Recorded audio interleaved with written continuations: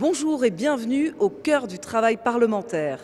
Le sujet du jour est explosif. En France, le narcotrafic, cela représente près de 3 milliards d'euros, une somme gigantesque drainée par des réseaux si vastes et si bien organisés que l'on parle souvent de pieuvre. Alors que faire face à ce fléau? Que peut le législateur? Eh bien justement, direction la commission des lois pour le savoir, puisque les députés examinent une proposition de loi qui vise à lutter contre le narcotrafic. On va écouter tout de suite les rapporteurs du texte, suivis par les deux ministres, Gérald Darmanin et Bruno Retailleau, qui sont auditionnés. La séance est ouverte. La création d'un parquet national consacré à la lutte contre la criminalité organisée répond aux insuffisances constatées aujourd'hui en matière de coordination judiciaire en la matière. En 20 ans, les juridictions interrégionales spécialisées, les JIRS, ont fait leurs preuves, mais il nous faut aujourd'hui passer à un niveau supérieur et créer un procureur qui pourra incarner cette lutte au niveau national, qui pourra coordonner la réponse judiciaire à l'échelle de notre pays. Ensuite, ce sont nos outils juridiques et nos moyens d'investigation que nous devons consolider à travers ce texte. Les stratégies criminelles adoptées par les réseaux sont toujours plus sophistiquées. Les méthodes d'enquête traditionnelles sont-elles de plus en plus inefficaces? L'article 16, qui propose de créer un dossier distinct pour protéger certains éléments de mise en œuvre de techniques spéciales d'enquête, est l'une des réponses apportées à cette problématique, dans des conditions très encadrées. Certains éléments de l'enquête seront protégés. Je veux le préciser dès maintenant, dès ce propos d'ensemble, même si je ne doute pas que nous y reviendrons au cours de la discussion sur l'article. La rédaction que je vous proposerai ne visera que les cas de nature à mettre gravement en danger la vie ou l'intégrité physique d'une personne. C'est bien là le seul objectif de cette mesure. Et c'est pour mieux protéger les enquêteurs que les articles 15 et suivants du texte prévoient des mécanismes bienvenus d'anonymisation des agents. Aujourd'hui, nul n'est à l'abri de la corruption. Par ailleurs, c'est elle qui, en s'insinuant partout, en dévitalisant la bonne application de nos règles de droit, menace notre état de droit lui-même. Et c'est à ce fléau que répondent les articles 22 et 22 bis de ce texte. Les articles 23 et suivants proposent plusieurs dispositions visant à renforcer la sécurité pénitentiaire. Je tiens tout d'abord, bien sûr, à avoir une pensée pour l'ensemble des agents de l'administration pénitentiaire et des services enquêteurs, pour ceux qui ont œuvré récemment à aboutir à l'arrestation récente de Mohamed Amra et à son retour en France, et plus encore, bien sûr, pour les 2 agents décédés et leurs familles lors de l'attaque du péage d'Incarville. Plusieurs dispositions donc en matière pénitentiaire très attendues par les agents. L'équipement pour les véhicules de ces mêmes agents en charge des extractions et des transfèrements, l'équipement donc en caméra embarquée de ces véhicules, la possibilité ensuite de recourir aux caméras de drone pour sécuriser les abords des prisons, mais également les opérations de maintien de l'ordre au sein du système carcéral, la création ensuite d'une nouvelle infraction sur le domaine pénitentiaire réclamée depuis plusieurs années par les personnels. Je ne serai pas complet sur ces enjeux de sécurité sans annoncer et évoquer la création des quartiers de lutte contre la criminalité organisée, assortis d'un régime d'incarcération spécifique. Essentiel pour mieux lutter contre les narcotrafiquants. Je me réjouis de cette double disposition que porte le garde des Sceaux, qu'il aura l'honneur de vous présenter et de détailler lui-même à la suite de cette discussion. Enfin, je voudrais ajouter que ce texte crée également un nouvel outil, présententiel cette fois, pour accroître la capacité d'action des préfets en vue de démanteler des points de deal.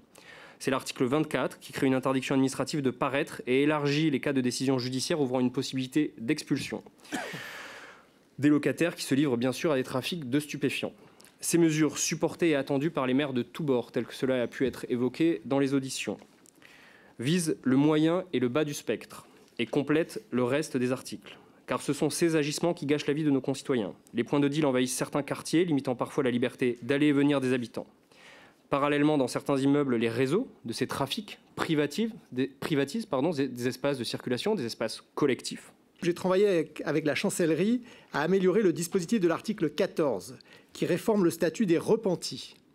Ce dispositif est aujourd'hui largement sous-utilisé. 42 personnes sont concernées alors que l'Italie gère plus de 1000 repentis.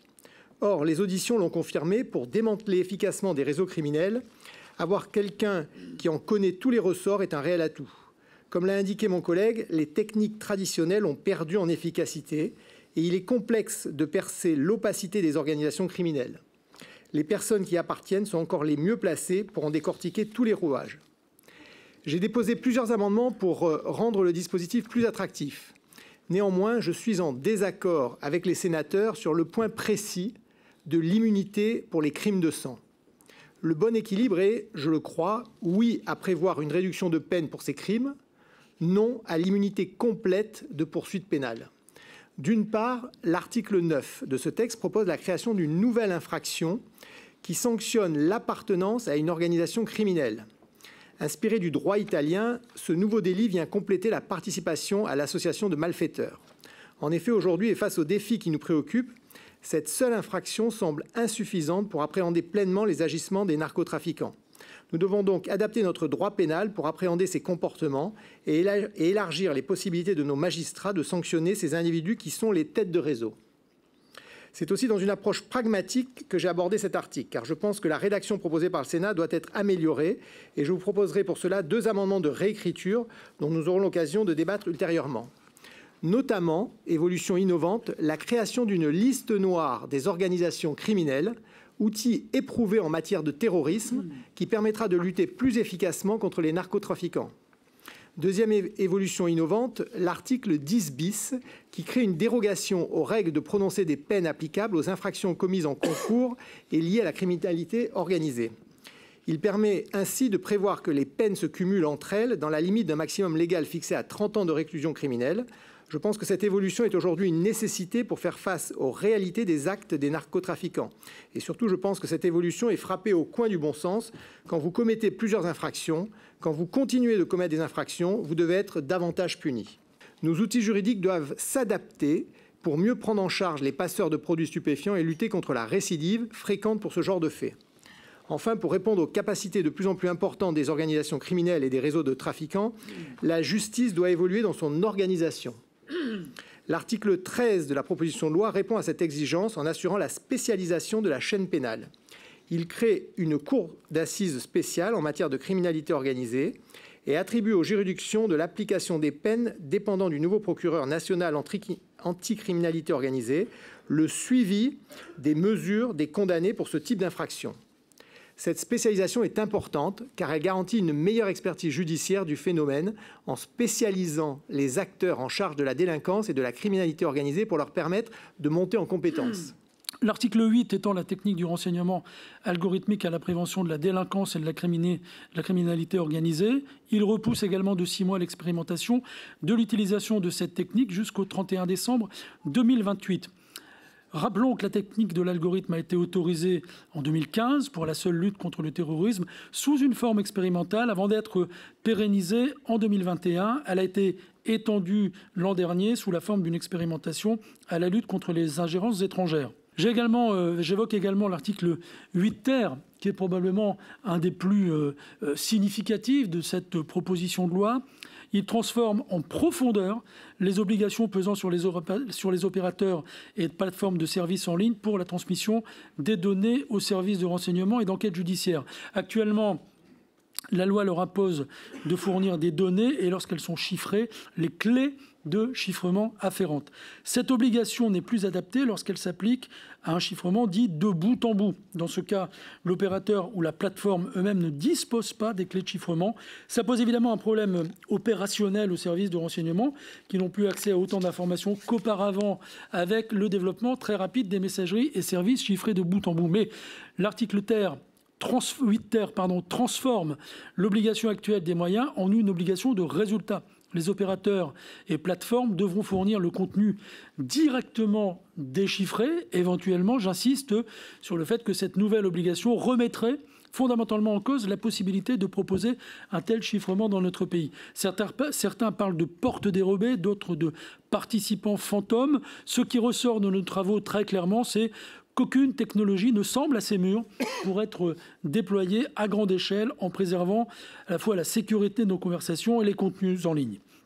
Le risque est donc, avec cet article, de dégrader la sécurité des communications de l'ensemble de nos concitoyens et même au-delà, peut-être même de l'État, compte tenu du fait que l'État également, si nous baissons la qualité de chiffrement, pourrait être davantage ciblé par les hackers et autres ennemis. Je reviendrai plus rapidement sur les autres articles que je rapporte, qui ne sont pas sans susciter également quelques interrogations. L'opportunité de l'infiltration civile portée à l'article 19 ne me semble pas évidente et en tout cas elle aussi complexe. Contrairement à l'infiltration par des agents de la police, de la gendarmerie ou des douanes, il s'agit d'infiltrer des tiers qui sont déjà en toute logique impliqués dans des activités criminelles ou délinquantes.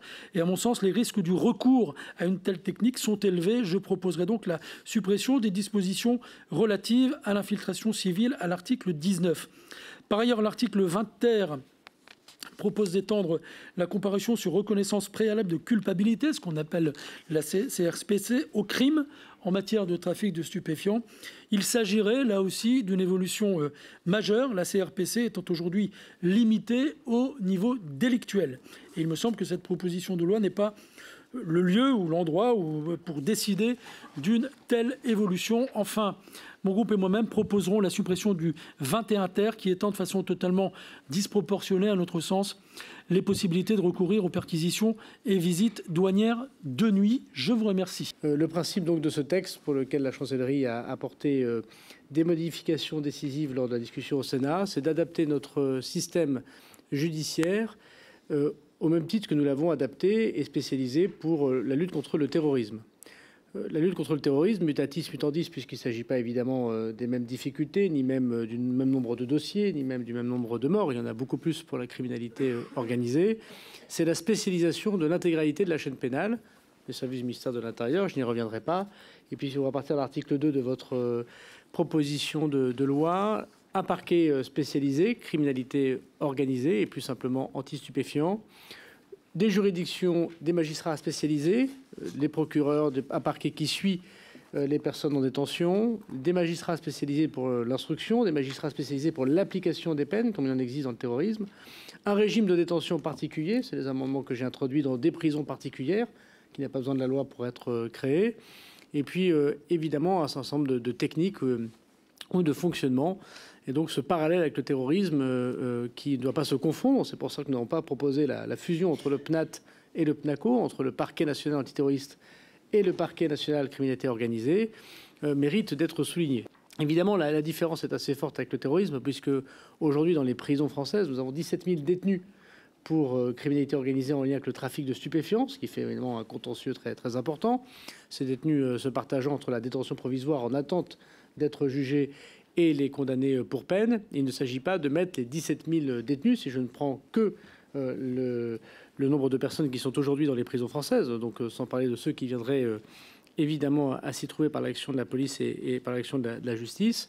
Il ne s'agit pas de confier à ce parquet national, à ces magistrats et à ces prisons l'intégralité de ces 17 000 personnes, mais bien de pouvoir regarder par le renseignement criminel que nous allons développer, comme l'ont fait d'autres pays autour de nous, je pense évidemment à l'Italie, au moment où il y a des menaces sur les agents pénitentiaires, de la corruption sur les agents pénitentiaires, sur les greffiers, sur les agents publics de manière générale. On a évoqué les douanes tout à l'heure, mais ça peut être le cas de beaucoup d'agents publics ou qui concourent au service public. Au moment où il y a des menaces extrêmement fortes sur des directeurs de prison, des agents pénitentiaires, des enquêteurs, des avocats, des magistrats, des journalistes, et comme on l'a vu dans les pays qui nous entourent, Belgique et Pays-Bas, parfois des menaces mises à exécution, évidemment qui vient toucher la façon même dont l'État a organisé la lutte contre la criminalité organisée, et puis la surface financière de ces personnes qui est extrêmement importante, les techniques qu'elles utilisent de recherche et développement, y compris dans la production de drogue, dans le blanchiment ou dans l'organisation de leurs télécommunications,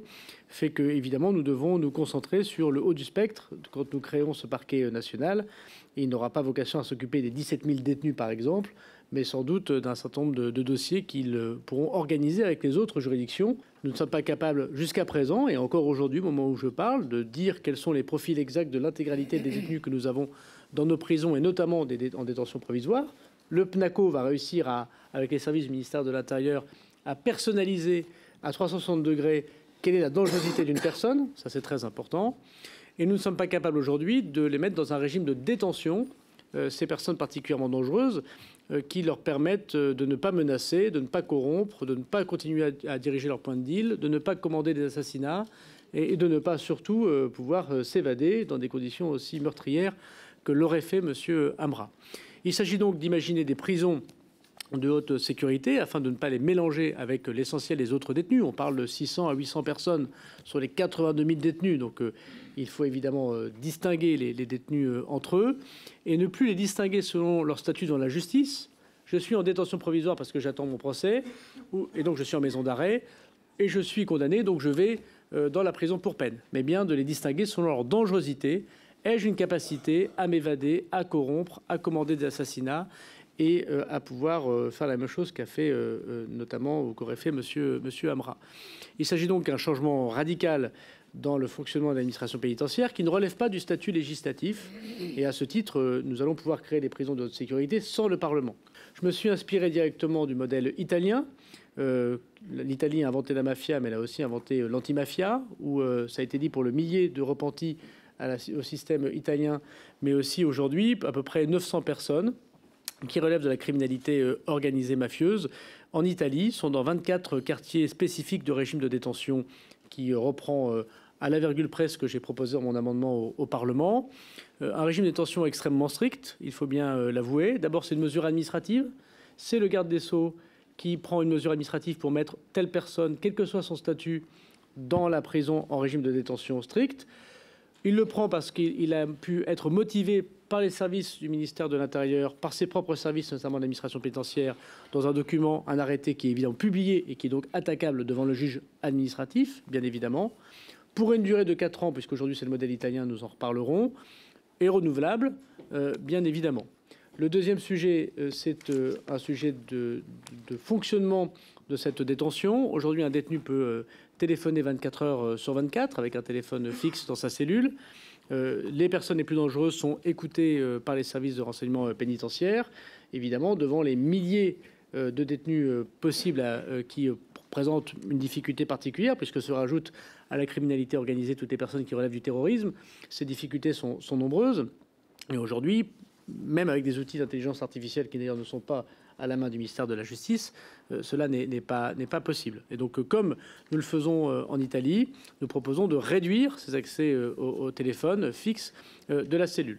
Le troisième sujet, c'est la mise en place d'hygiaphones pour les parloirs. Aujourd'hui, depuis une directive européenne, à la fois les fouilles systématiques et l'hygiaphone ont été abolies.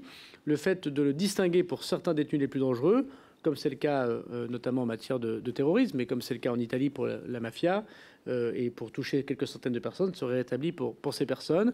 Le fait évidemment aussi d'éviter les extractions judiciaires, qui posent des problèmes évidemment très importants pour les forces de l'ordre, mais aussi pour les agents pénitentiaires, non pas en phase de jugement. Et là, l'amendement que je propose est moins disant que nos amis italiens. En Italie, du début jusqu'à la fin, y compris sur les phases de jugement, la personne reste dans sa prison, dans la prison pour écouter le juge, voire même le prononcé du jugement. Ce n'est pas le choix que nous avons fait. Nous avons fait de l'idée que la visio pourrait exister pour ces 700 à 800 personnes. Il ne s'agit pas d'appliquer ce régime de détention à tous les détenus de France, pas aux 82 000, mais juste aux 600, aux 700, 800 les plus dangereux et validés comme tels par les magistrats. Nous y reviendrons sur le fait que tous les actes préparatoires, notamment la discussion qu'on peut avoir avec un juge d'instruction par ailleurs, puisse se faire en visio, sauf si le magistrat s'y oppose, puisqu'évidemment le magistrat peut s'y opposer et évidemment opposer à la visio qui pourrait être généralisée. Mais on renverse la charge évidemment de la difficulté. Je terminerai peut-être sur deux autres points très rapides, Monsieur le Président. Le premier, c'est évidemment le statut du repenti qu'a évoqué Monsieur le rapporteur Pauget. Nous sommes en accord avec la position du rapporteur Pauget vis-à-vis de vos collègues du Sénat. Ce qu'il faut bien comprendre, et c'est pour ça qu'on va appeler les articles détention avant le statut du repenti, c'est qu'en Italie, le statut du repenti fonctionne non pas parce qu'on a une immunité, mais parce qu'on n'a pas le même régime de détention que ceux qui ne parlent pas. Donc le régime de détention, comme il est extrêmement difficile, agit comme étant quelque chose de très difficile quand on va en prison et qu'on prend 15 ans, 20 ans, voire plus de réclusion criminelle. L'une des négociations qu'a l'administration de la justice, c'est pas tu vas pas en prison même si tu as tué et que tu as fait un crime de sang, c'est si tu parles, tu ne vas pas dans le même régime de détention que celui qui ne parle pas. Donc c'est ce qui manquait à la proposition de loi et à l'attractivité, si j'ose dire, du statut du repenti, c'était sur le modèle italien qui marche extrêmement bien. C'était la négociation autour du régime de détention et éventuellement de la peine, mais on en parlera lors de la discussion du sénateur Pauget.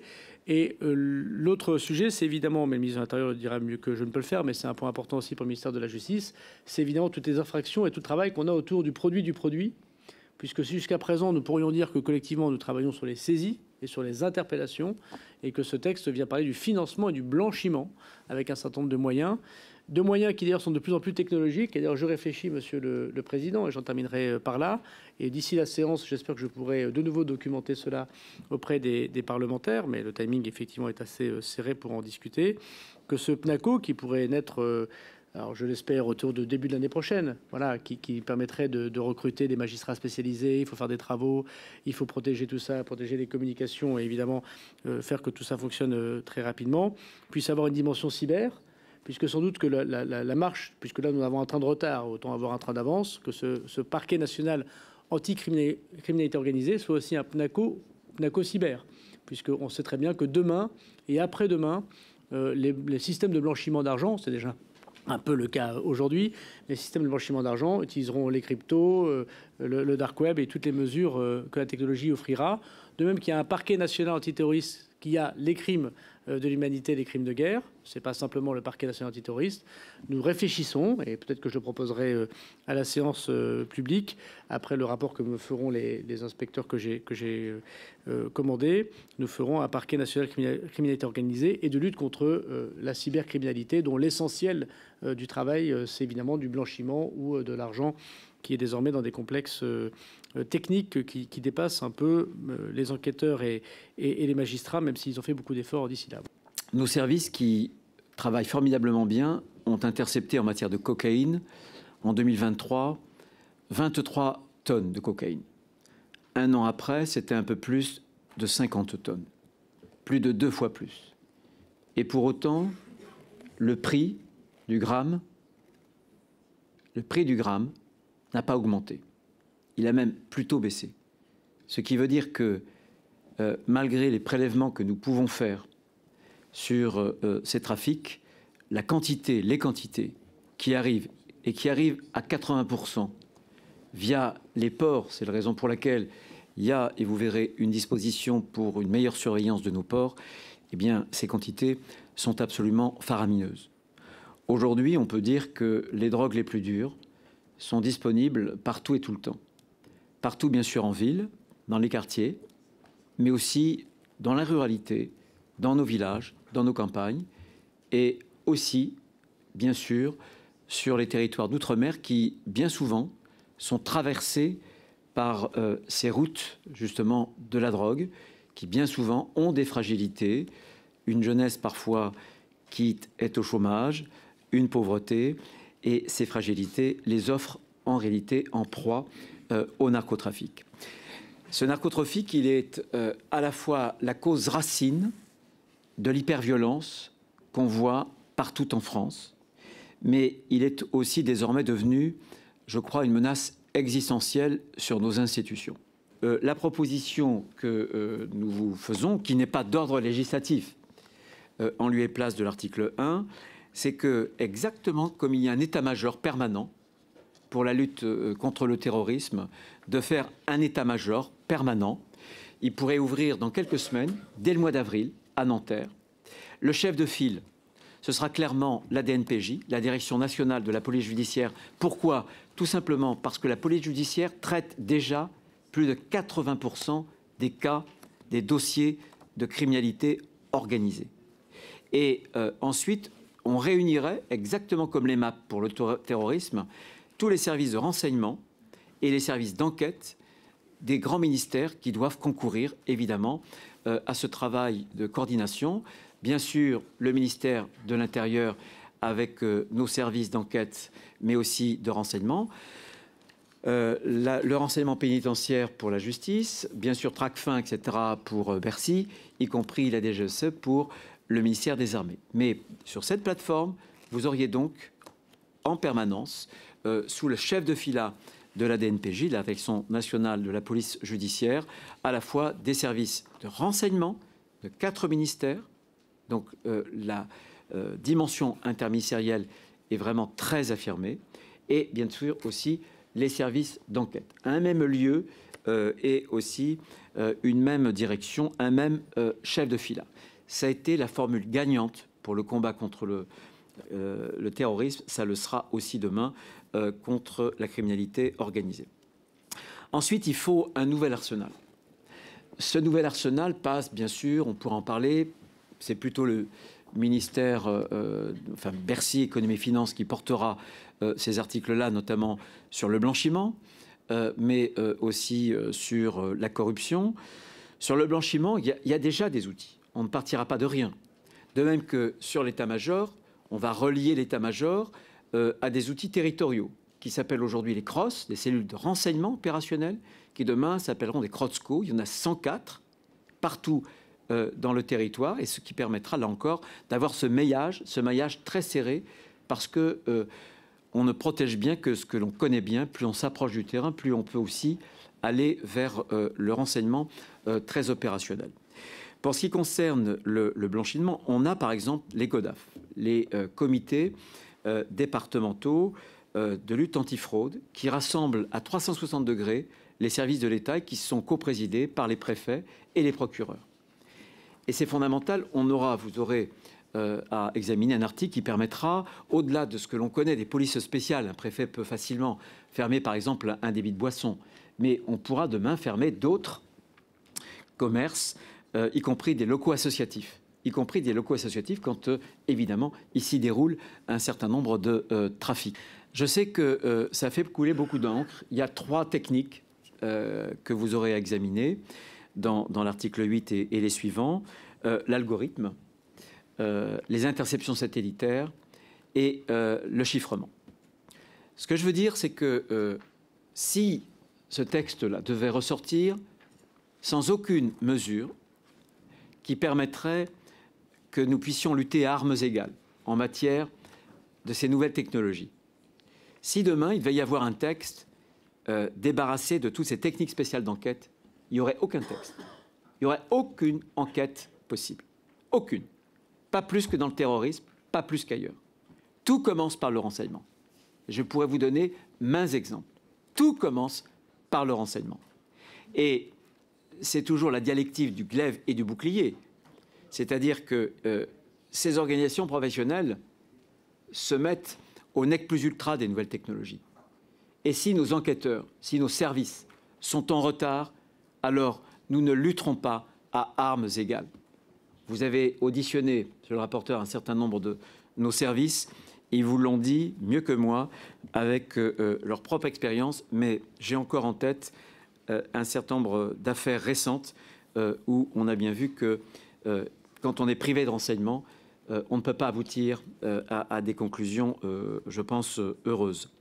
Je terminerai aussi sur le dossier coffre, ce qu'on appelait le dossier coffre, qu'on appelle le procès verbal distinct. Je pense que ça, c'est important. Ce n'est pas quelque chose de nouveau, d'ailleurs, puisqu'on avait le témoignage anonyme. Ce n'est pas quelque chose de nouveau parce que nos amis belges l'ont expérimenté et d'ailleurs la CEDH avait eu à émettre un avis positif au regard de l'article 6 de la Convention sur le droit à un procès équitable. Mais ce qui est fondamental, on en reparlera sur ce procès verbal distinct, c'est que quand on a ces organisations professionnelles en face de soi, il faut faire très attention de ne pas livrer des noms d'informateurs, des noms d'enquêteurs qui pourraient demain avoir des menaces, y compris des menaces absolument vitales. Ce dossier, en tout cas ce procès verbal distinct, est très important. Le Sénat avait une première écriture, nous l'avions modifié pour tenir compte d'une jurisprudence du Conseil constitutionnel. Il y en a désormais 2, une beaucoup plus récente de 2023, et le rapporteur Vincent Corre veut parfaire cette écriture pour qu'on puisse avoir un encadrement qui soit satisfaisant. Un mot peut-être aussi pour la plateforme Pharos. Quand je vous disais tout à l'heure que les drogues les plus dures sont disponibles partout et tout le temps, c'est parce que désormais, ce n'est pas seulement les points de deal, mais c'est la drogue qui vient au consommateur par l'Ubersheet.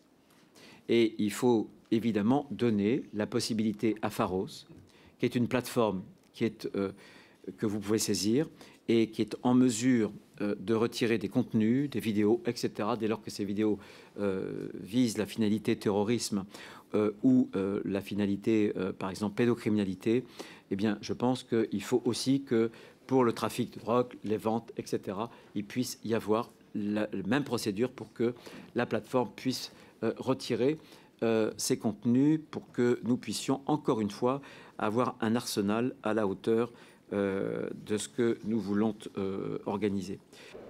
Voilà, la proposition de loi pour lutter contre le narcotrafic a donc le soutien des deux ministres, Gérald Darmanin et Bruno Retailleau. Ils ont fait de cette lutte une priorité. Alors le texte prévoit notamment la création d'un parquet spécialisé chargé de lutter contre la criminalité organisée, des mesures contre le blanchiment pour frapper au portefeuille, mais aussi une disposition qui fait particulièrement débat.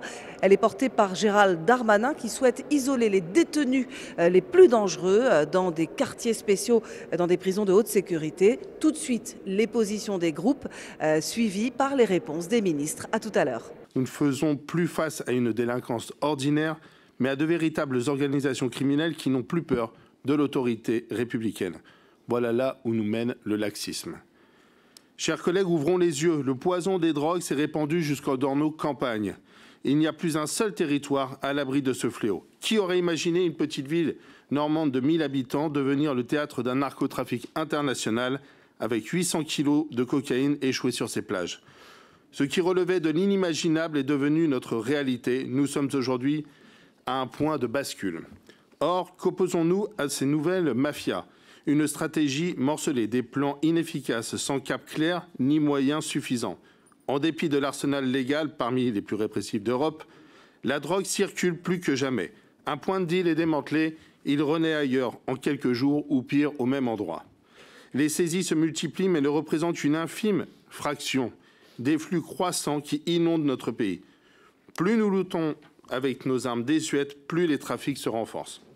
Le Rassemblement national appelle à muscler d'urgence notre arsenal. Il s'agit aujourd'hui de changer radicalement d'approche et de paradigme. Assez de mesurettes. Nous devons frapper les trafiquants au cœur de leur système. Simplifions les procédures pénales pour rendre les enquêtes rapides et plus efficaces. Restreignons les moyens dilatoires qui permettent aux criminels d'échapper aux poursuites. Autorisons les perquisitions et écoutes téléphoniques pour mieux infiltrer les réseaux. Inspirons-nous des modèles qui fonctionnent. En Italie, la lutte contre la mafia a connu un tournant décisif lorsque l'on a osé faire appel aux repentis pour éliminer les parrains du crime. Pourquoi serions-nous plus timorés?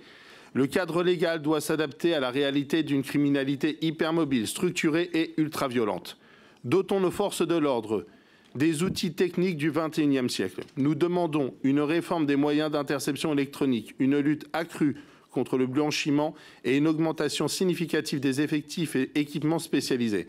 Donnons à notre justice les ressources nécessaires, plus de magistrats spécialisés, plus de places de prison, un régime de procédure pénale permettant d'agir avec rapidité et efficacité. Comment tolérer que des trafiquants multirécidivistes échappent à la prison pour vice de forme ou que des enquêtes piétinent faute d'autorisation administrative? Attends, il faut lever d'urgence les obstacles juridiques et administratifs. Chers collègues, le Sénat a récemment montré la voie en adoptant à l'unanimité ce texte, salué comme fondateur. Notre groupe Rassemblement national soutiendra toute démarche qui va dans le sens d'une répression implacable du narcotrafic et d'une reconquête de nos territoires perdus. Nous serons néanmoins vigilants, plus question de demi-mesure ou de renoncement caché derrière des effets d'annonce. J'espère ne pas me tromper en disant que nous partageons le constat suivant. Face au narcotrafic, la réponse de l'État manque de moyens et souvent de cohérence. Nous devons traiter le sujet pour ce qu'il est, un véritable fléau économique et social qui finance la criminalité, affaiblit nos institutions et menace la cohésion nationale. Aucune zone ne doit être abandonnée aux trafiquants. Il nous faut restaurer l'autorité républicaine dans chaque quartier, en démantelant les réseaux et en reprenant le contrôle des territoires perdus. Cette proposition de loi réformera l'architecture judiciaire avec la création d'un parquet national anticriminalité organisée, le PNACO, sur le modèle du parquet national financier et du parquet national antiterroriste. Il traitera les crimes les plus graves, constituera une incarnation de la lutte contre le narcotrafic et coordonnera les parquets spécialisés. La chaîne pénale sera spécialisée avec des magistrats et des juges d'application des peines spécialistes du sujet. Les services d'enquête seront renforcés avec la création d'un état-major criminalité organisée. Côté renseignement, la proposition de loi facilitera le partage d'informations entre services et permettra l'expérimentation du renseignement algorithmique sur le modèle de ce qui se fait en matière de terrorisme. Le texte imposera aux messageries chiffrées de coopérer avec les autorités. Les préfets pourront prononcer des interdictions de paraître et un délit d'offre de recrutement sera créé. Enfin, le texte réforme le statut des repentis, le rendant plus attractif et élargissant aux crimes de sang. Il introduira un procès-verbal distinct, appelé le dossier coffre, on en a parlé, stockant des preuves issues de techniques spéciales d'enquête, inaccessibles aux suspects et à leurs avocats, sauf en cas d'intérêt exceptionnel. J'ai une question pour chacun des ministres. Pour Monsieur le ministre de la Justice, Gérald Darmanin, vous défendrez un amendement visant à créer un nouveau régime carcéral exceptionnel pour les détenus les plus dangereux. Pouvez-vous préciser sur quels critères de dangerosité reposera la décision de placer un détenu dans ce système? De la même manière, l'affectation dans les prisons de haute sécurité sera prévue pour une durée de 4 ans renouvelable. Pouvez-vous nous préciser sur quel fondement reposera cette décision de renouvellement? Je commence par la corruption. Le rapport de la mission d'information sur la lutte contre le trafic de stupéfiants que j'ai mené durant 1 an et demi souligne cet enjeu central. Il insiste sur la question de la formation obligatoire pour comprendre les mécanismes corruptifs et s'en protéger.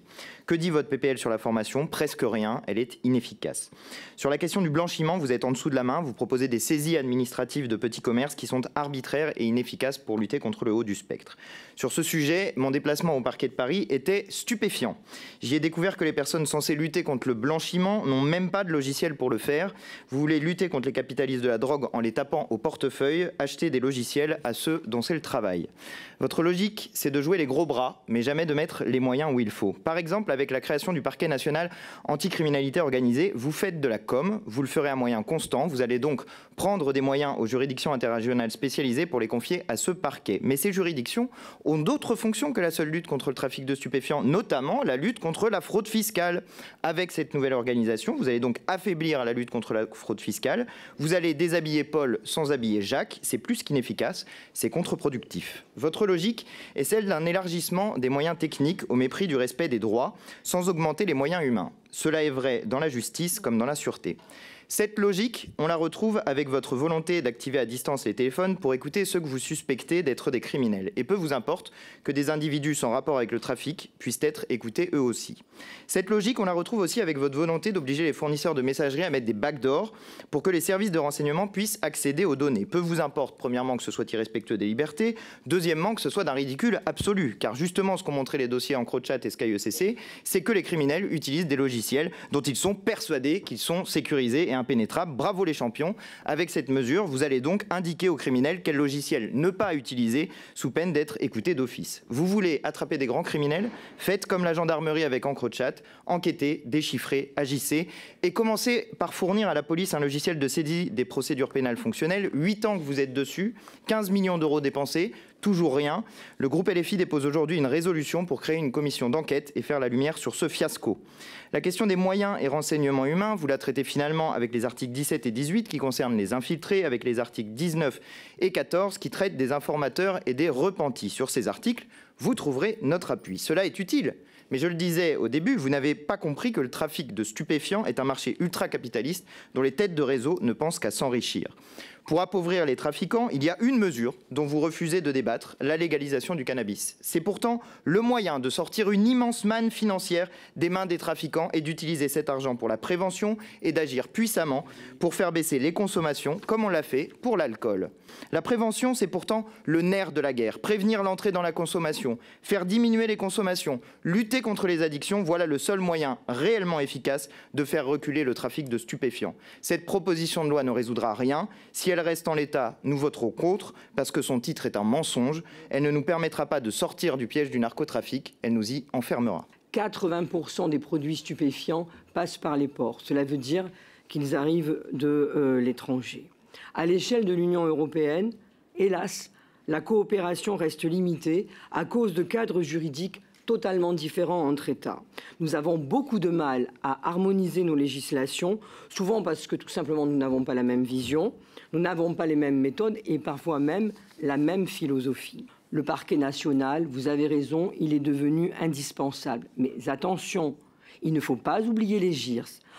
Elles ont démontré leur efficacité. On le sait et on a le recul suffisant pour voir le travail assez extraordinaire qu'elles ont fait en peu d'années grâce à un personnel des juges d'ailleurs et des greffiers ultra formés et ultra spécialisés. Donc on a une proposition de loi qui est dense par ses enjeux et ses dispositions.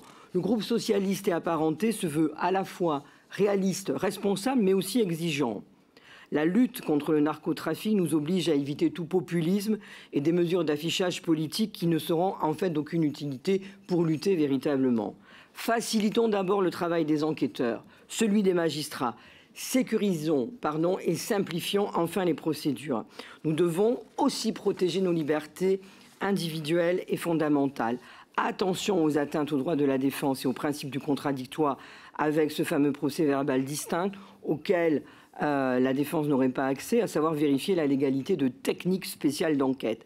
Attention également aux atteintes à la vie privée et bien plus grave, un risque d'atteinte à la sécurité nationale, avec la question de l'accès ouvert sans contrôle au contenu de messageries cryptées, véritable porte ouverte de l'activation à distance d'appareils fixes et introduction de fameux IMSI catchers dans les lieux privés. Avec un chiffre d'affaires estimé à 6 milliards d'euros par an, le trafic des stupéfiants finance des réseaux criminels de plus en plus puissants, violents et organisés. Ce sont des phénomènes nouveaux, ce n'est pas forcément 30 ans de laisser faire. 85 morts en 2023, dont 49 à Marseille, c'est un chiffre qui illustre cette guerre que les trafiquants mènent dans notre pays.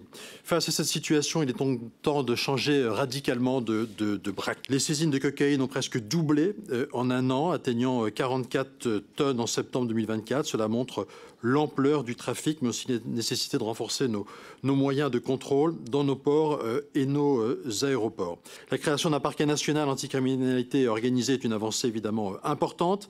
Il serait intéressant, monsieur le garde des Sceaux, que vous nous précisiez comment vous imaginez l'articulation avec les parquets locaux et notamment à partir de quel moment le pouvoir d'évocation doit se faire.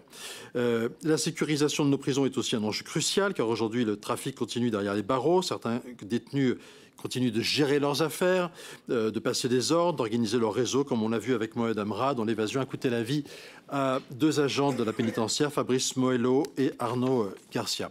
Nous saluons donc évidemment la création des quartiers réservés à la criminalité organisée.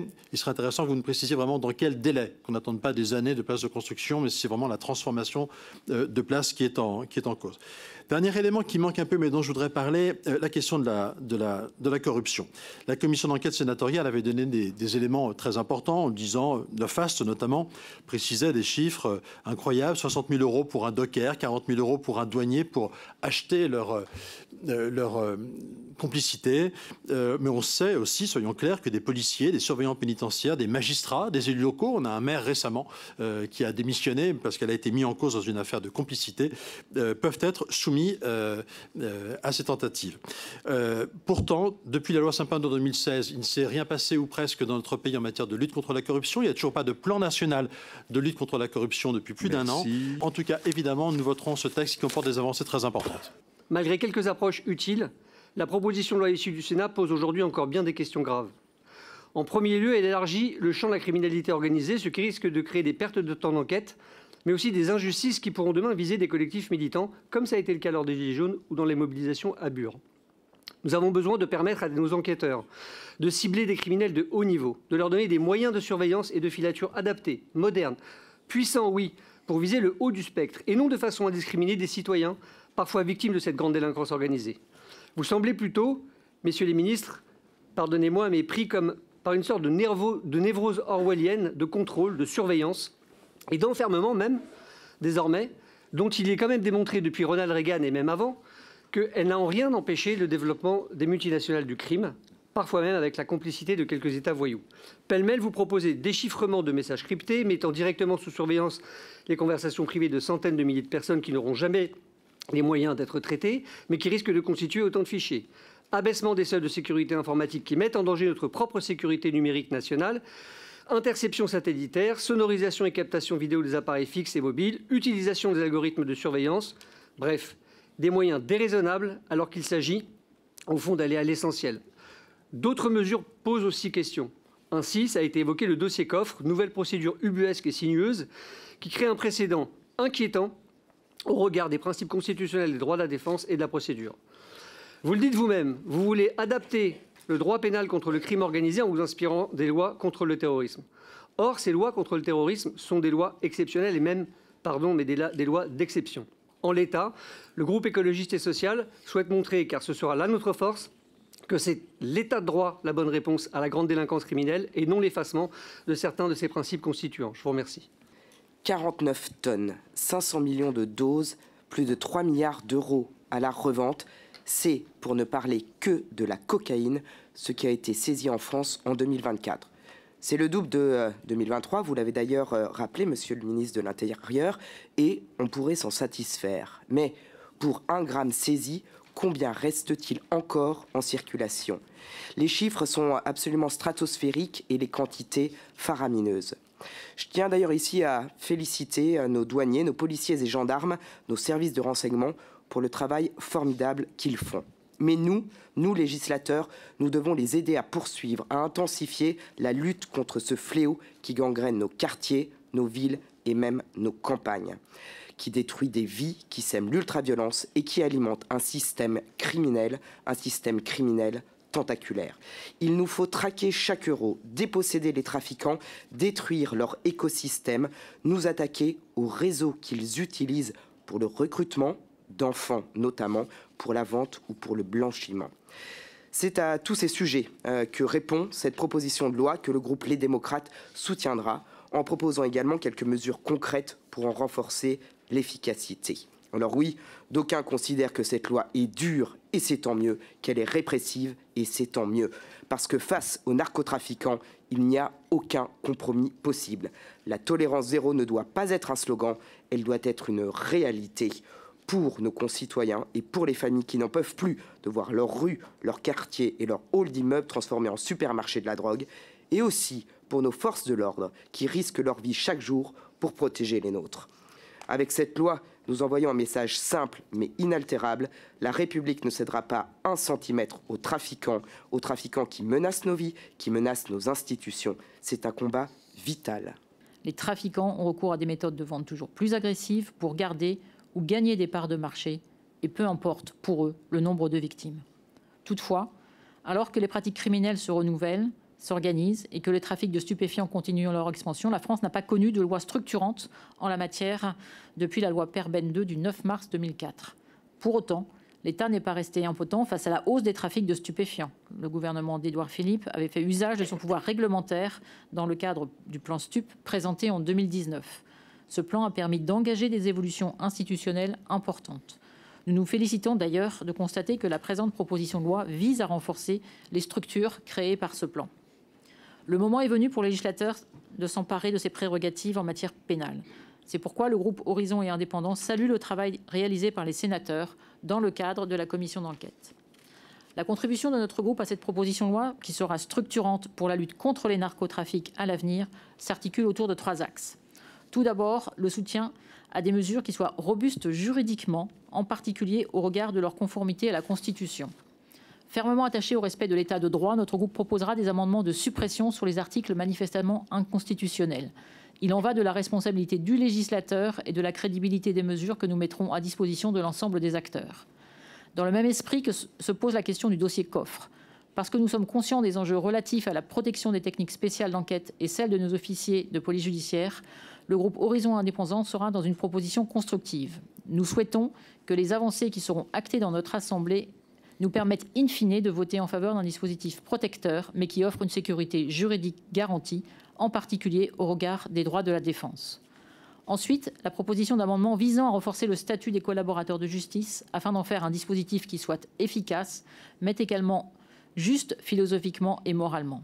L'inclusion des auteurs de crimes de sang ne correspond évidemment pas à l'idée que notre groupe se fait d'un tel équilibre, et nous nous y opposons. Enfin, le groupe Horizon et Indépendants sera force de proposition. Notre groupe proposera à la représentation nationale des amendements visant à créer une infraction autonome en cas de trafic stupéfiant commis avec une arme, puni de 15 ans de réclusion criminelle, ainsi qu'à instaurer une peine plancher de 10 ans de réclusion criminelle pour tout récidiviste condamné pour détention d'armes prohibées. 80% des parts du narcotrafic passent par les ports. Vous l'avez signalé, Monsieur le Ministre. L'élu d'un grand port que je suis sera très attentive et est très attentive aux mesures proposées. Et nous proposons en ce sens des amendements pour que ces mesures soient renforcées, mais aussi applicables. Pour répondre par avance à certains de nos collègues qui jugeront ce texte excessif, le groupe Horizon et Indépendants tient à le rappeler qu'il ne saurait y avoir de liberté sans règles. De même que la liberté n'est plus relative si les règles ne sont pas respectées. Et si les règles ne sont pas respectées, l'État doit agir. Alors c'est vrai que c'est un combat qui sera difficile parce qu'on a en face de nous une espèce d'hydre qui est organisée au niveau mondial, qui génère des milliards de chiffres d'affaires, mais également de bénéfices, et qui donc peut arroser largement toute une population. Et c'est évidemment beaucoup plus difficile de lutter contre ce type d'organisation. Alors, on voit bien que même dans nos campagnes, on a effectivement du trafic de drogue. On a des bandes quelquefois qui viennent dans des petites villes et on voit que ces bandes aujourd'hui sont passées à un autre stade puisqu'elles règlent leur compte à la Kalachnikov et ça a fait les gros titres d'un certain nombre de journaux dernièrement. Donc ce texte nous paraît nécessaire et il doit mettre fin à une certaine impunité, même si le mot est trop fort, je conviens, mais une certaine impunité vis-à-vis des criminels qui utilisent, on l'a dit, nos enfants pour en fait faire de l'argent. Par contre, il y a une série de mesures où nous sommes plus réservés. Alors, en particulier sur la question des algorithmes et sur l'article 8 et l'article 8 ter. Nous comprenons bien, évidemment, qu'il faut lutter contre le narcotrafic, mais cela ne doit pas se faire au prix de nos libertés fondamentales. Nous sommes une démocratie et donc il faut rester avec un certain équilibre. Donc l'article 8 qui autorise le recours à la technique algorithmique et l'article 8 ter qui permet l'accès des messageries cryptées nous paraissent illégitimes, disproportionnés. La Cour européenne des droits de l'homme a déjà condamné le régime sur la question des correspondances chiffrées. Alors comment justifiez-vous cette mesure eu égard à cette jurisprudence? Si cela conduit à créer des portes dérobées, quel sera le risque pour la vie privée des citoyens qui n'ont, eux, aucun lien avec la criminalité organisée? Et puis, bien sûr, se posera la question des moyens, parce que souvent, quand on crée quelque chose de neuf, il n'est pas vraiment neuf, c'est-à-dire qu'on prend Apple pour habiller Pierre et qu'on voit bien que ces moyens sont quand même particulièrement importants. Et j'en termine là, Monsieur le Président, car vous ne m'avez pas encore rappelé à l'ordre, mais j'ai dépassé mes 4 minutes. Nous savons que le problème ne vient pas uniquement des grands cartels internationaux, souvent difficiles à atteindre. Il vient aussi des trafics locaux des cités qui sont souvent aujourd'hui l'épicentre du problème. Ils empoisonnent le quotidien des Français, alimentent une délinquance endémique et recrutent des jeunes de plus en plus tôt. Il faut donc briser ces réseaux en les démantelant et en renforçant la répression. Et la création du crime de trafic de stupéfiants en bande organisée est, selon nous, une avancée nécessaire qui devrait s'accompagner d'une réponse judiciaire ferme pour éviter les trop nombreuses récidives. Les narcotrafiquants s'adaptent et exploitent les technologies sophistiquées, cela a été dit, messagerie cryptée, drones, crypto-monnaies, et l'affaire Mohamed Amra l'illustre parfaitement. Son cas démontre l'urgence d'une réponse adaptée, et une urgence adaptée, ce n'est pas seulement arrêter les trafiquants, c'est aussi neutraliser leurs outils criminels, y compris depuis la prison et y compris lorsqu'ils sont en cavale. Le projet de loi prévoit que ces technologies soient utilisées pour lutter contre eux, mais avec quels moyens concrets pour nos forces de l'ordre afin d'adapter réellement leur lutte à ces nouvelles pratiques qui sont très complexes, très agiles et de très haute technicité et qui demandent des compétences, notamment informatiques, très poussées. Un autre point essentiel, la corruption en milieu carcéral. Il est inacceptable pour nous que nos prisons deviennent des bases arrières du trafic. L'anonymisation des agents pénitentiaires affectés aux détenus les plus dangereux est une nécessité pour les protéger aujourd'hui. Et nous proposons également que le PNACO soit implanté à Marseille, qui est, comme vous l'avez dit, concernant les grands ports de métropole, une plaque tournante du narcotrafic international. Ce choix offrirait une liaison efficace avec toutes les juridictions françaises et permettrait de renforcer la coopération avec les GIRS, qui reste un maillon essentiel, cela a été dit, du dispositif judiciaire. Cette implantation stratégique favoriserait une centralisation efficace des enquêtes et une action judiciaire plus rapide. Alors j'ai deux questions, Monsieur le ministre de l'Intérieur. Donc quels moyens de financement concrets seront déployés pour permettre aux forces de l'ordre d'adapter leur lutte aux nouvelles technologies utilisées par les trafiquants? Et Monsieur le ministre de la Justice, comment comptez-vous garantir l'anonymisation des surveillants pénitentiaires les plus exposés? Donc soutenez-vous l'implantation du parquet national à Marseille? En tout cas, quel est votre avis sur ce point? Et en conclusion, donc ce texte constitue une réelle avancée, c'est indéniable, mais il existe de nombreux angles morts. Je pense qu'il n'y a pas beaucoup de discussion sur l'objectif qui est poursuivi par cette proposition de loi, c'est-à-dire porter un coup grave et important au trafic de stupéfiants et à la criminalité organisée de façon globale. En revanche, il y a quelques interrogations sur les moyens. Et je parle d'abord de moyens puisque j'ai lu avec attention le budget. Je vous avais interrogé sur ce sujet, Monsieur le ministre de l'Intérieur, lors de l'examen du PLF avant la censure. J'ai lu dans le budget que les moyens de la police judiciaire avaient baissé de 9% dans le PF. Et je crois que c'est cette police qui est chargée de poursuivre les criminels que nous visons dans cette proposition de loi. Donc je suis particulièrement inquiet qu'au-delà des moyens législatifs que nous allons voter, probablement, le reste ne suive pas.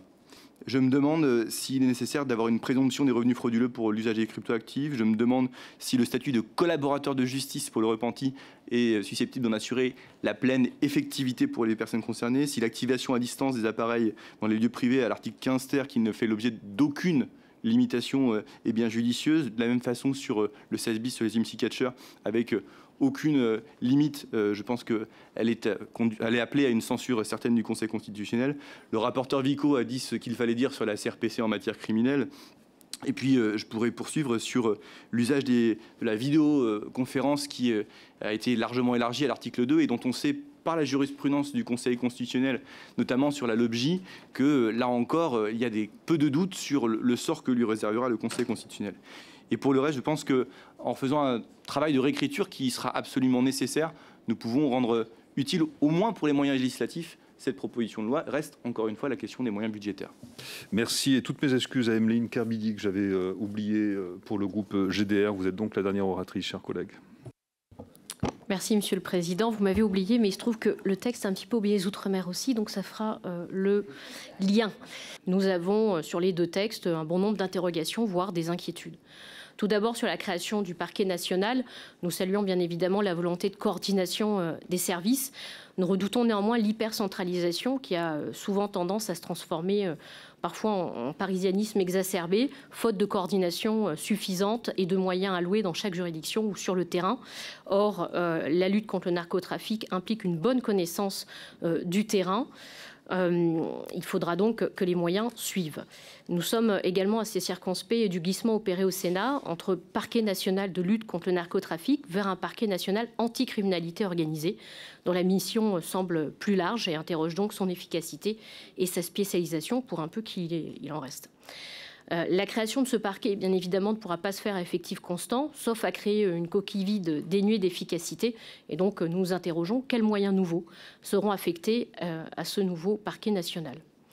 Concernant les autres mesures, les outils de lutte et de procédure, nous saluons bien évidemment la volonté de viser le haut du spectre, de s'attaquer au blanchiment, de prononcer le gel des avoirs, la confiscation des biens issus du narcotrafic.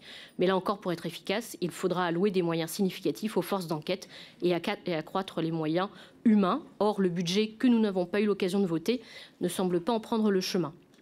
Autre source d'inquiétude que nous inspire ce texte, le recul des libertés et droits fondamentaux, la fragilisation de notre état de droit, d'autres l'ont dit avant nous. Je pense notamment à l'institution du dossier coffre, aux techniques algorithmiques, à la réforme du régime des nullités, qui signe une remise en cause du principe du contradictoire, une certaine banalisation des atteintes portées à la procédure pénale et aux libertés individuelles. De manière plus générale, on peut peut-être regretter que la vision du texte soit principalement répressive et qu'il n'y ait pas beaucoup de mesures, voire aucune, concernant la prévention.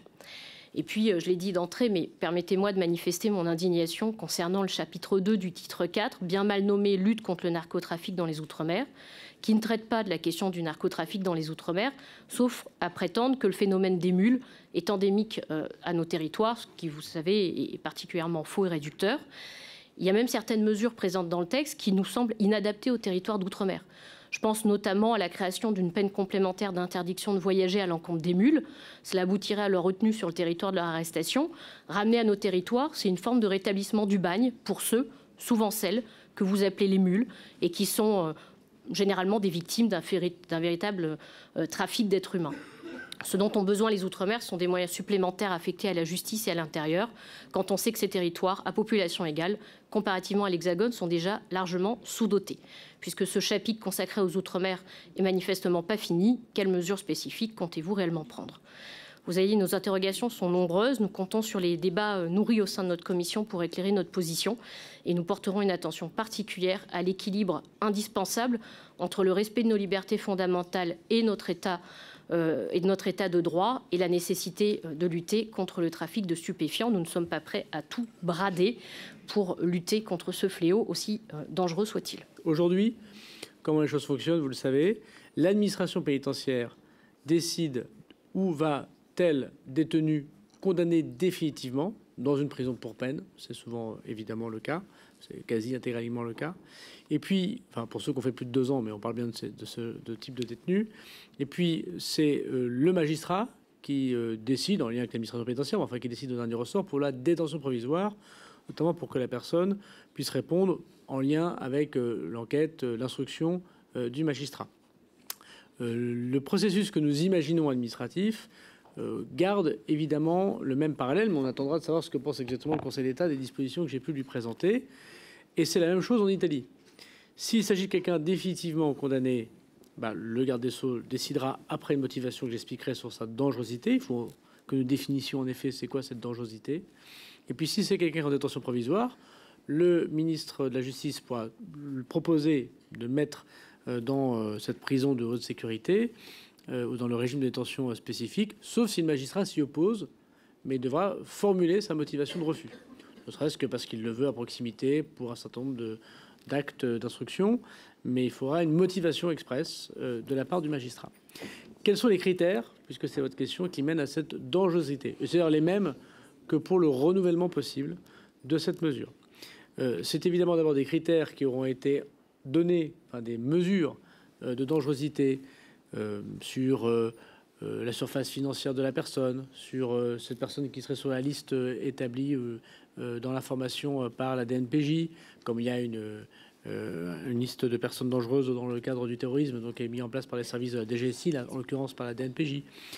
C'est souvent des personnes qui sont déjà passées dans l'administration pénitentiaire, qui a donc un passé avec l'administration pénitentiaire, ou qui sont en ce moment dans l'administration pénitentiaire, parce qu'il y a eu des écoutes téléphoniques qui ont montré que cette personne était particulièrement dangereuse, en interception de téléphones portables dans leur cellule, de livraison de téléphones portables ou d'autres informations par drone, un motif de corruption des agents. Enfin, on pourrait multiplier où ils apparaissent dans d'autres procédures.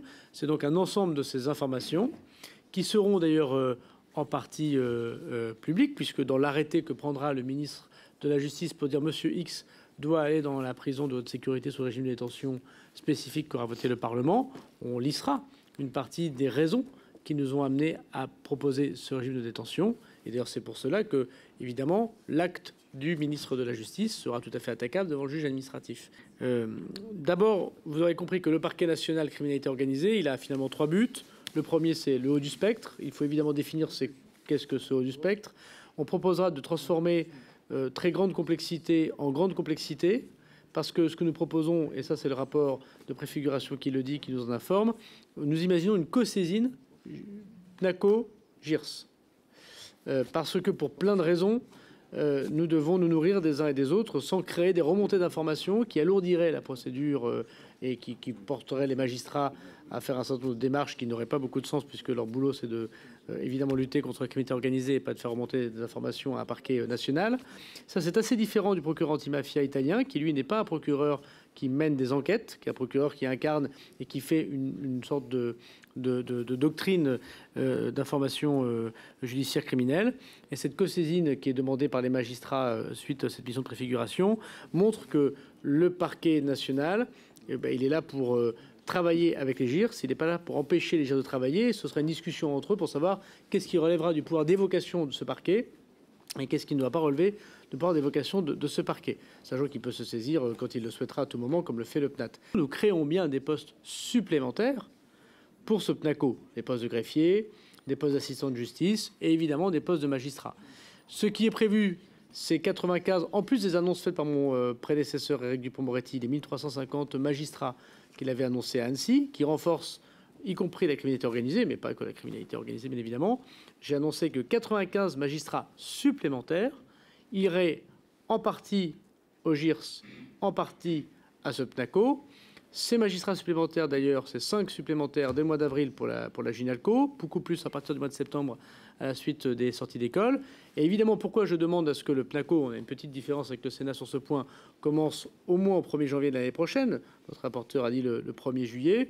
C'est parce qu'évidemment, il y a une discussion budgétaire à avoir pour des moyens supplémentaires que nous avons évalués dans un tout premier temps à 130 millions d'euros, tout confondu.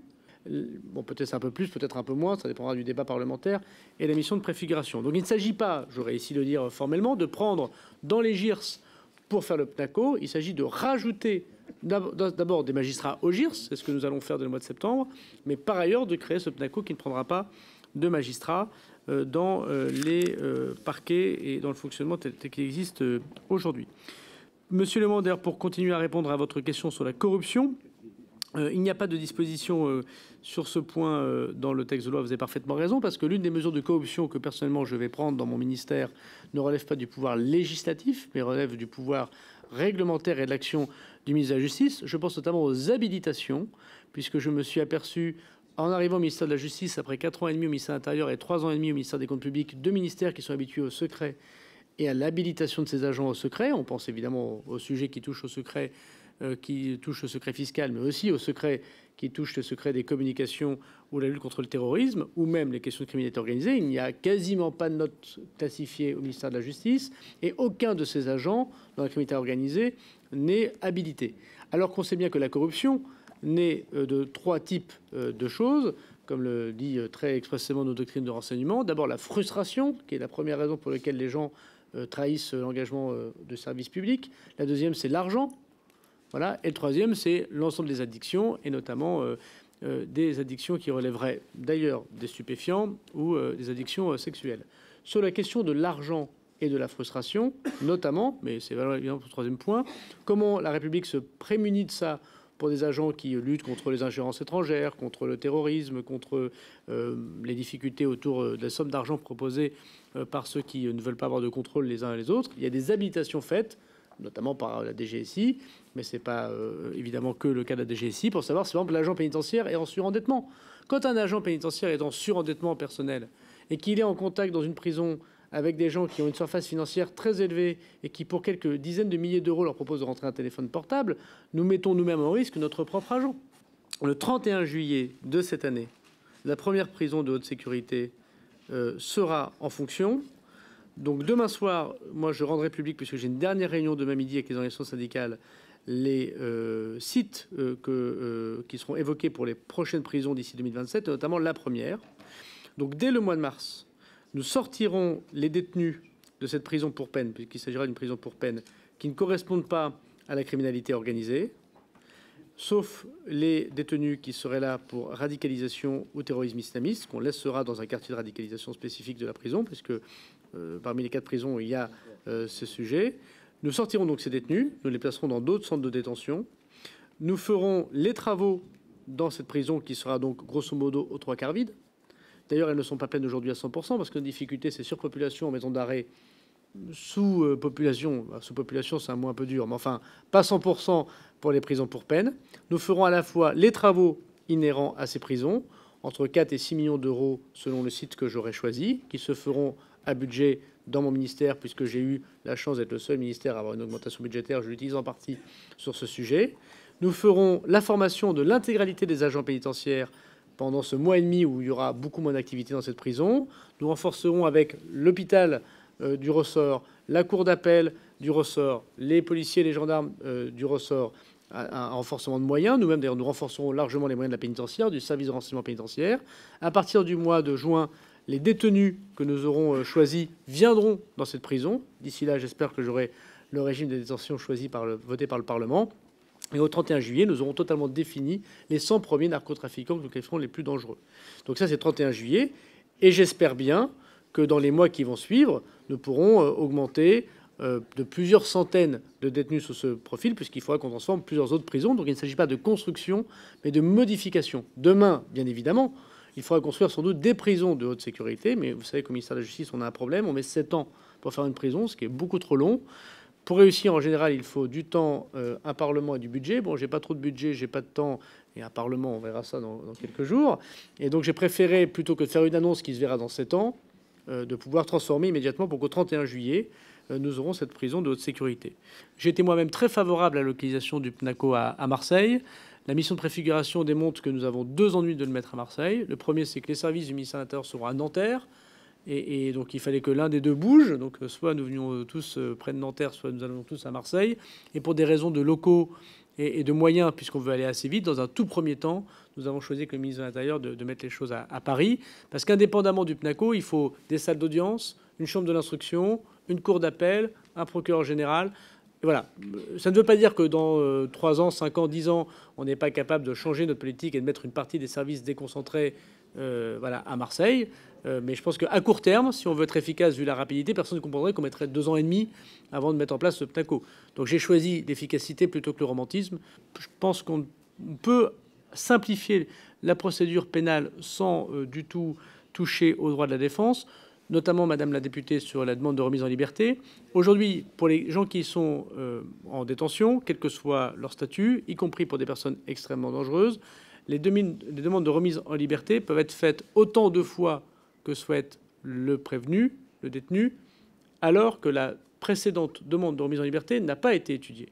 Ça ne me paraît pas attentatoire au droit de la défense que de dire qu'avant qu'une nouvelle demande de remise en liberté soit faite, il faut d'abord attendre que l'ancienne ait une réponse.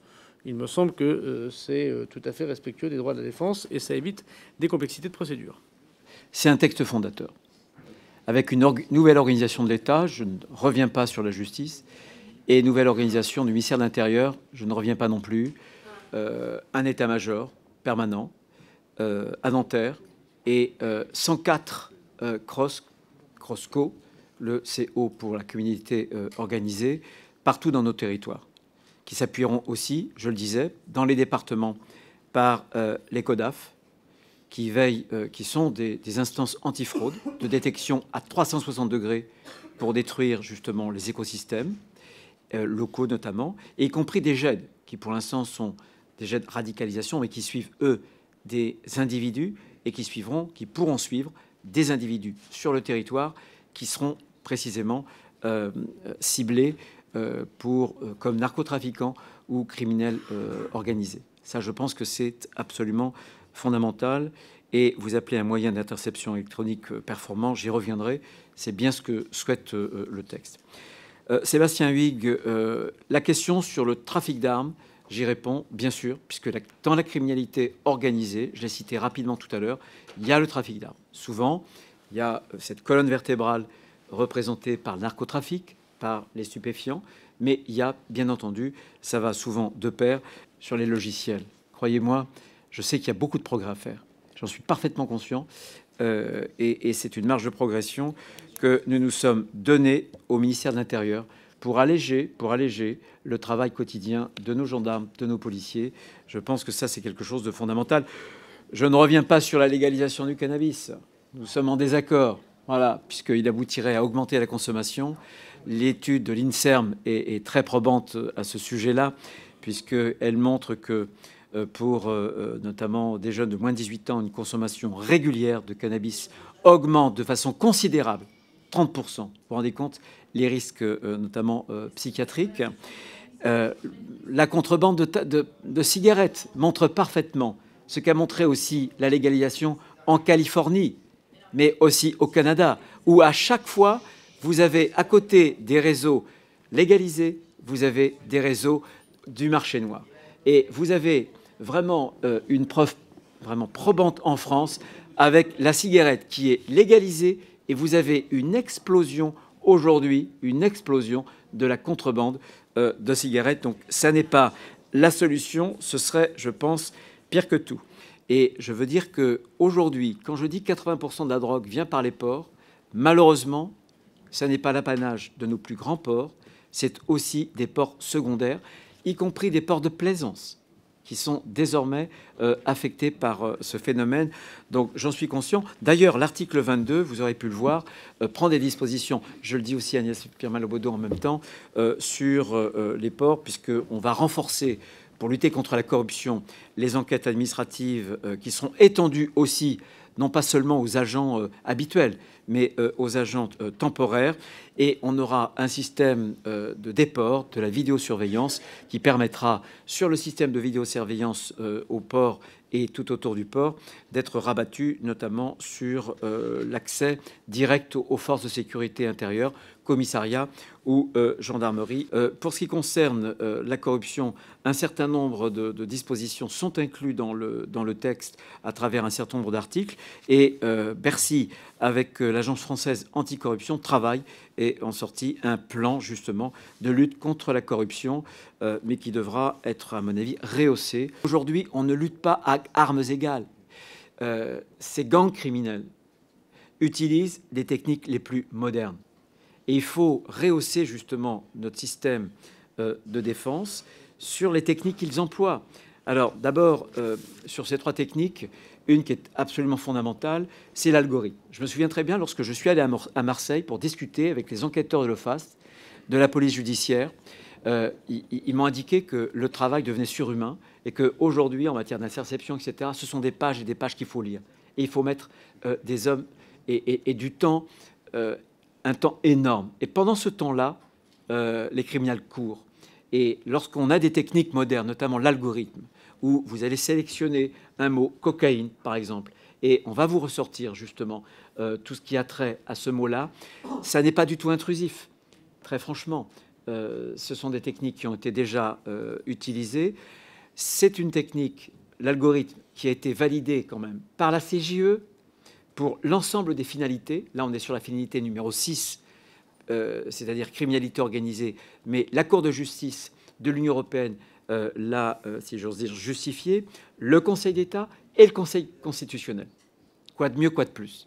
Si vous retiriez, je parle de façon très solennelle, si vous retiriez cette possibilité d'enquête spéciale pour nos enquêteurs, pour nos services de renseignement, croyez-moi, ça sera un coup fatal. Et alors là, les trafiquants de drogue pourront sabrer le champagne. La deuxième technique, c'est l'article 8 bis, c'est la technique d'interception satellitaire. Aujourd'hui, évidemment, les techniques qui consistent à utiliser le téléphone non crypté, les narcotrafiquants ne l'utilisent plus. Vous avez désormais le déploiement de constellations satellitaires, y compris par des entreprises privées, qui donnent la possibilité à des gens, honnêtes ou malhonnêtes, de les utiliser pour leur communication. Il est clair que ceux qui veulent, qui ont des choses à cacher, utilisent prioritairement aujourd'hui le téléphone satellitaire. Il y a ces technologies, mais il y a aussi le fait que, grâce au déploiement de ces constellations, vous n'avez plus de zone blanche, y compris quand je dis que 80% de la drogue vient dans les ports. Lorsque vous êtes au milieu d'un océan ou d'une mer, voilà, vous pouvez communiquer. Ils communiquent grâce aux satellites. C'est pour ça qu'ils les utilisent. Donc, je ne vois pas au nom de quoi, hier, on interceptait avec le téléphone de grand-papa, qui est aussi le téléphone actuel, qu'on ne pourrait pas, demain et aujourd'hui, utiliser précisément ces nouvelles technologies et faire de l'interception satellitaire. Là encore, ce serait important. C'est une expérimentation. je sais très bien que le rapporteur me posait la question, pourquoi est-ce que l'expérimentation qui avait été prévue jusqu'à l'été 2025, vous ne l'avez pas utilisée? Tout simplement parce que c'est difficile. Tout simplement parce que nos services ne sont parvenus à réaliser un outil qui est encore imparfait que depuis quelques mois et qu'on a encore besoin de parfaire cet instrument. Je ne fais pas d'illusions sur le 8 ter et sur le chiffrement parce que là, beaucoup de groupes ont déposé des amendements de suppression. Simplement, il y a des choses que j'ai entendues ici ou que j'ai lues ailleurs qui sont inexactes. Première chose, c'est que l'angle mort aujourd'hui, c'est le chiffrement. C'est évident parce que quand vous avez des choses à cacher, vous passez d'abord par le chiffrement. Bien. Deuxième chose, j'ai entendu, vous allez accroître la vulnérabilité de ces systèmes-là. Non, parce que ça n'est pas une solution backdoor, c'est-à-dire où on crée une faille, où à tout moment, quelqu'un, un service de renseignement peut s'infiltrer. C'est l'inverse, c'est front door. En clair, vous avez une plateforme qui est capable de chiffrer une communication d'un individu A à un individu B. On chiffre de bout en bout. Là, on ne va pas s'introduire au milieu, si j'ose dire, de cette communication. On va demander à la plateforme de faire aussi, pendant qu'elle utilise ce flux de A à B, de faire de A à C. Donc il n'y a pas de faille. Il n'y a pas de faille.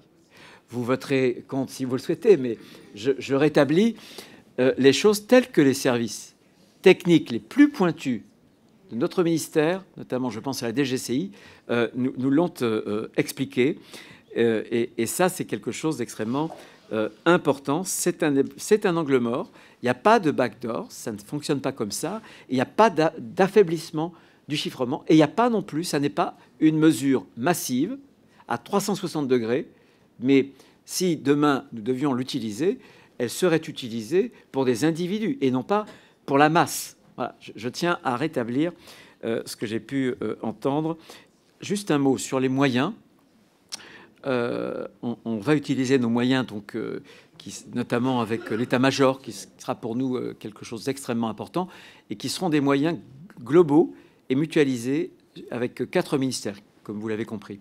Je crois que vous avez un amendement qui n'a pas été retenu, mais l'idée de l'amendement, je crois, l'inspiration, c'était d'utiliser les moyens que donne la confiscation des biens pour pouvoir les restituer. En réalité, ce mécanisme-là, il existe. La Midelca, qui est présidée par un médecin d'ailleurs, utilise par exemple la vente de voitures, etc. Et le résultat de ces ventes-là vont à la Midelca qui ensuite va les redistribuer. Alors il y a un fonds notamment aux policiers, etc., aux gendarmes. Mais ce que vous avez proposé est, si j'ose dire, en quelque sorte déjà satisfait de ce point de vue-là. Pour ce qui concerne donc l'outre-mer, j'en ai parlé un peu tout à l'heure avant que vous n'arriviez, parce que c'est extrêmement important. Je voudrais redire qu'on a une antenne de l'OFAST en outre-mer. Je crois qu'il y a une GIRS aussi à Fort-de-France. Et là encore, sur l'article 22, sur les ports, etc., tout ce qui est maritime, c'est un article qui tient compte, évidemment, là aussi, de la situation ultramarine de notre pays.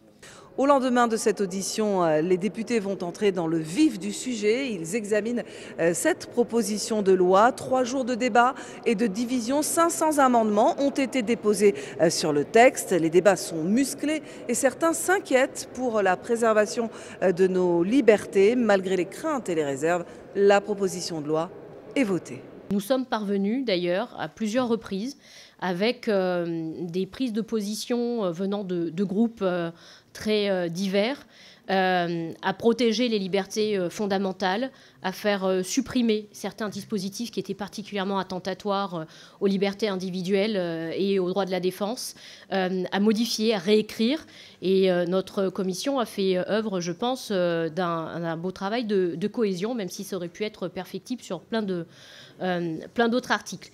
Nous avions abordé ce texte avec énormément de réserves et de craintes. Nous en avons beaucoup moins, en tout cas au groupe GDR, alors que nous atteignons la fin des discussions en commission. Et c'est la raison pour laquelle, à ce stade, nous nous abstiendrons. Mais bien évidemment, nous serons vigilants à ce que tout ce qui a été supprimé et modifié ne soit pas réintroduit en séance, auquel cas notre vote serait bien évidemment modifié. Alors c'est vrai, comme le disait ma collègue Kerbidi, ce texte a évolué depuis le début de la séance. Et on peut plutôt se féliciter d'avoir réussi, en transpartisan, à faire tomber parmi ces pires dispositions, je pense évidemment à toutes les portes dérobées, aux dispositifs d'écoute, etc. Mais il reste encore tous ces aspects qui pourraient créer une jurisprudence dans nos droits, mais également la question des super-prisons, si chère au ministre de la Justice. Et j'ai envie de vous dire, messieurs les rapporteurs, monsieur le Président, qu'en séance, dans une dizaine de jours, nous allons avoir un vrai défi. Ce texte, initialement, était un travail transpartisan. La question sera en séance, est-ce que ça reste un travail transpartisan ou est-ce qu'on va, comme d'habitude, vers un passage au bulldozer? On verra ça à la conservation ou non des acquis pendant cette commission. Malheureusement, je pense que ce texte, nouvellement cosmétique, va arriver à la même finalité. C'est qu'on va continuer à faire perdurer les phénomènes criminels sans avoir réglé jamais le problème. C'est pourquoi notre opposition reste pleine et entière, bien que nous soyons extrêmement favorables au statut de repenti, par exemple, ou extrêmement favorables à l'infiltration. Même si ce qu'on a modifié sur l'infiltration, en vrai, ok, c'est bien, ça va dans le bon sens. C'est pas non plus la modification majeure. Hein. On peut déjà faire de l'infiltration et c'est tant mieux. C'est les moyens qu'on y met qui sont extrêmement importants et essentiels en la matière. Donc, vous l'aurez compris, on n'est pas trop fan de participer aux opérations de communication de messieurs Darmanin et Retailleau. On est pour l'efficacité dans ce domaine, ce dont on a cruellement besoin. Et c'est pourquoi nous nous opposerons à ce texte. On arrive en effet au terme de ces débats en commission, dont je veux souligner la qualité, malgré quelques temps qui ont pu paraître un peu tendus, mais c'est normal sur un sujet aussi grave, et puis quand nous sommes enfermés dans notre scaphandre parlementaire. Mais je voudrais saluer la bonne tenue de nos débats, Monsieur le Président, et la qualité d'écoute de nos rapporteurs, des 3 rapporteurs qui ont été, je crois, très ouvert à la discussion, c'est appréciable dans un débat parlementaire et dans la période. Et en effet, on a pu constater que cette écoute a permis des évolutions substantielles du texte, en tout cas de ne pas permettre des dispositions dérogatoires à des droits fondamentaux. Ils ont été cités par notre collègue Sandra Régol, je n'y reviens pas, et je voulais quand même le souligner. Merci. Je mets aux voix la proposition de loi dans son intégralité. Qui est pour? Qui est contre? Elle est adoptée. Adopter la proposition de loi pour lutter contre le narcotrafic. Alors adoptée, mais largement remaniée, puisque sous la pression de la gauche, eh bien, les députés ont supprimé plusieurs dispositions. La technique d'activation à distance des appareils électroniques, qui avait été introduite par le Sénat pour écouter les personnes visées, supprimée. Le principe du dossier coffre, un procès-verbal distinct permettant de stocker des informations recueillies par des techniques spéciales sans l'autorisation des avocats, supprimer l'obligation faite aux plateformes de messagerie chiffrée d'autoriser l'accès aux correspondances des trafiquants pour les services de renseignement, supprimer elle aussi. Alors le 17 mars, c'est un autre débat qui commence puisque la proposition de loi arrive maintenant en séance. LCP sera bien sûr aux premières loges pour la suivre. À bientôt. Très bonne suite de programme sur notre antenne.